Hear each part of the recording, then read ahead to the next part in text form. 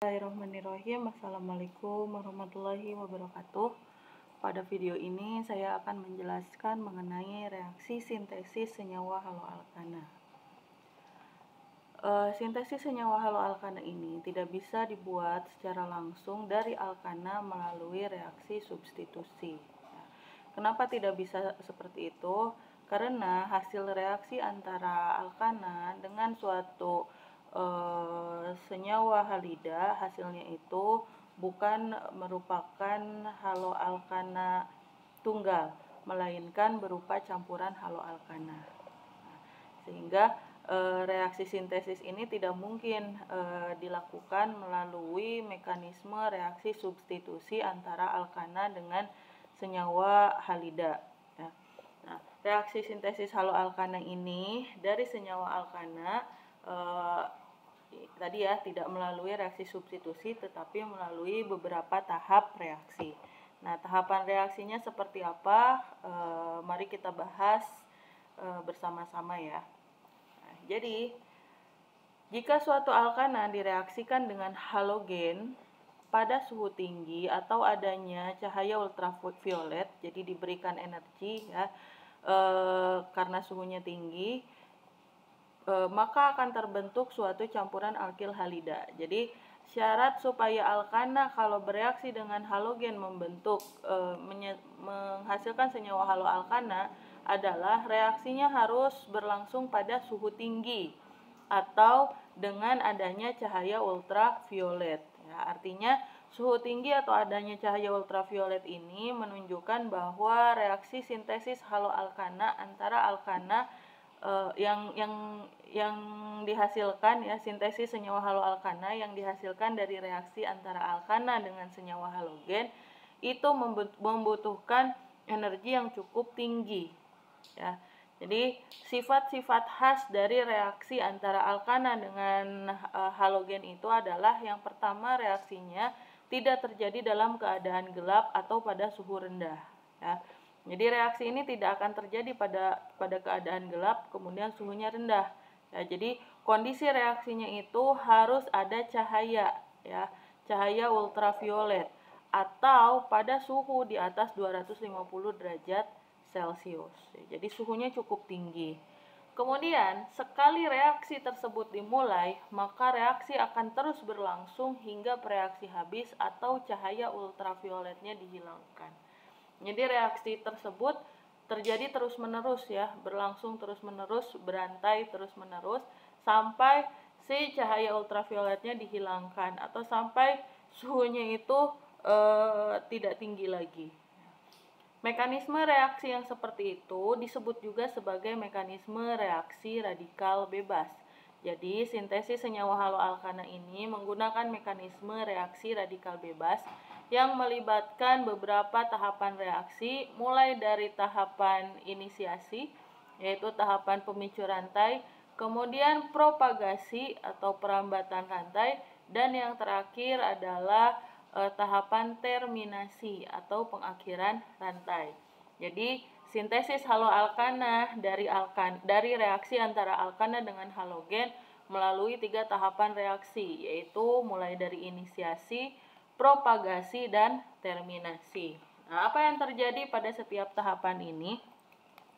Jadi, pada tahap inisiasi itu adalah tahapan ketika terbentuknya suatu senyawa yang radikal, ya, suatu partikel yang radikal. Jadi pada saat inisiasi, partikel yang tadinya stabil berubah menjadi partikel yang bersifat radikal.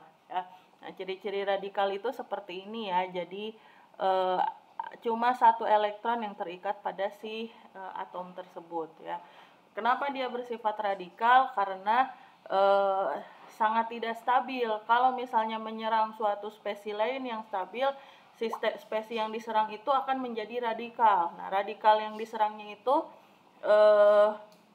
ya terus-terusan akan nyerang, membentuk radikal baru dan lain sebagainya. Nah, pembentukan radikal-radikal baru dari spesies yang radikal ini, dari senyawa radikal yang dihasilkan pada tahap inisiasi, kita sebut sebagai tahap propagasi.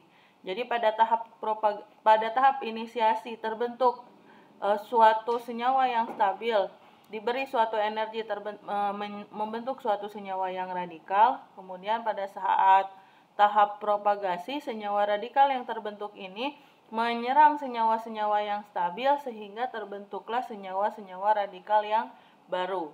Nah, kemudian pada tahap terminasi, ya, terminasi ini adalah tahapan ketika rangkaian reaksi radikal bebas ini berakhir, ya. Kapan tahapan terminasi ini bisa terjadi? Jika suatu senyawa radikal bertemu dengan senyawa radikal yang lainnya, sehingga senyawa radikal tersebut menjadi senyawa yang stabil.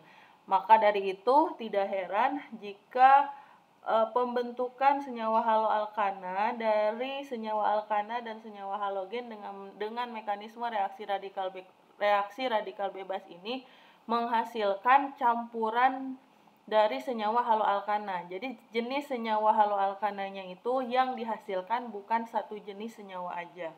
Ya, bisa beberapa macam jenis haloalkana, ya. Karena tahapan mekanismenya itu adalah menggunakan tahapan mekanisme reaksi radikal bebas. Oke, ini ya reaksi sintesis yang pertama dari senyawa haloalkana. Jadi haloalkana itu bisa disintesis itu kita produksi, kita buat, kita hasilkan. Yang pertama dari reaksi antara alkana dengan senyawa halogen dengan mekanisme reaksi radikal bebas. Nah, selain itu, pembuatan senyawa haloalkana, kita kenal salah satu senyawa haloalkana itu ada yang disebut senyawa halofom. Halofom itu adalah senyawa haloalkana yang mengikat 3 buah senyawa halogen. 3 buah unsur halogen. Jadi rumus molekulnya itu CHX3, ya. Contohnya misalnya yang paling sering kita kenal senyawa halofom itu contohnya adalah klorofom.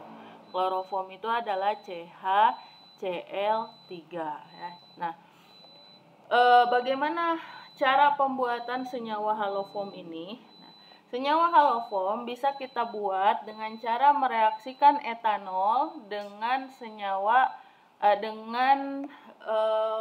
dengan halogen, ya, dengan senyawa halogen atau X2. Halogen itu kan biasanya dalam bentuk di atom, ya. Jadi pembentukan halofom itu biasanya terjadi antara reaksi etanol dengan halogen dalam suasana basah. Jadi suasananya harus basah. Nah, bagaimana mekanisme reaksinya? Pertama, si etanol ini, ya, dioksidasi dulu. Nah, etanol kalau dioksidasi menjadi etanal. Etanal itu aldehid. Jadi si alkoholnya ini, si etanolnya ini, dia akan kehilangan 2 buah hidrogen membentuk suatu etanal. Ya, etanolnya berubah menjadi etanal. Ketika dioksidasi, si etanol ini akan kehilangan 2 hidrogen yang membentuk senyawa yang ini. Nah, kemudian etanol yang terbentuk ini kemudian bereaksi dengan X2 atau kalau di sini contohnya Cl2. Nah, maka akan terbentuk suatu trihaloetanal. Maksudnya apa nih trihaloetanal itu? Jadi senyawa etanal itu tuh yang ada CHO, ya. Kalian udah kenal kan aldehid. Aldehid itu yang punya gugus CHO. CHO yang mengikat trihalo, 3 atom halogen. Ya, makanya ini disebutnya trihaloetanal, ya. Nah, kemudian dalam suasana basah si trihaloetanal ini, ya, pada suasana basah akan membentuk halofom.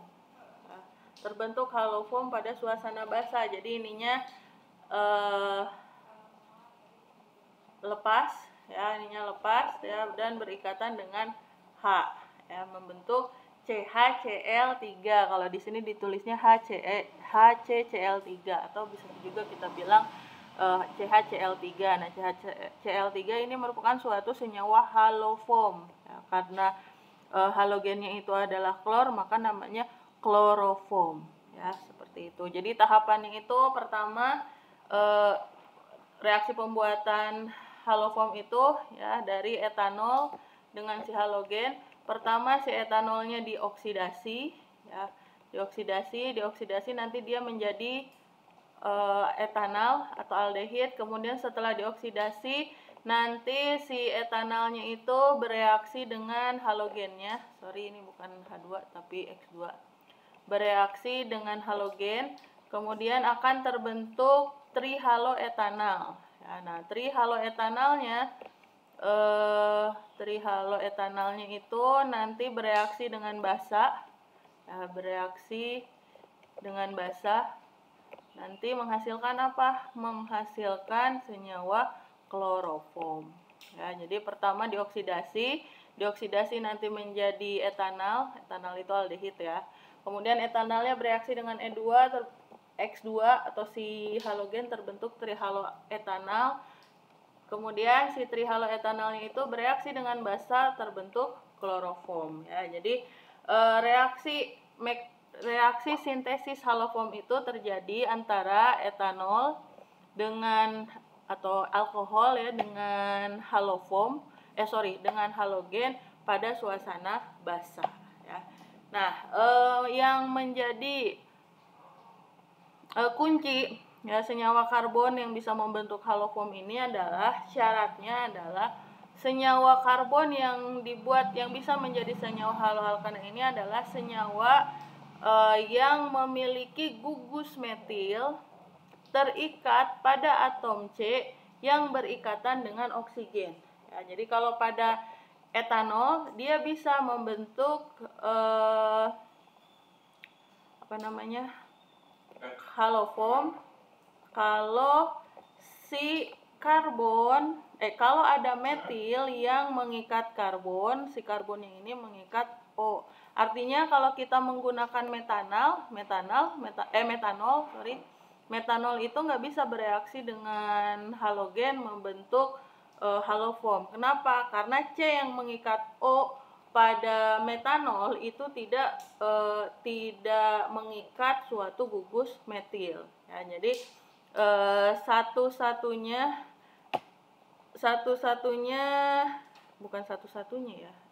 pokoknya senyawa yang bisa membentuk halogen adalah senyawa karbon yang memiliki gugus metil yang terikat pada atom C yang berikatan dengan atom oksigen. Ya, seperti apa? Seperti etanol. Jadi C yang mengikat oksigennya ini mengikat suatu gugus metil. Baik, demikian penjelasan saya tentang sintesis senyawa haloalkana. Terima kasih. Assalamualaikum warahmatullahi wabarakatuh.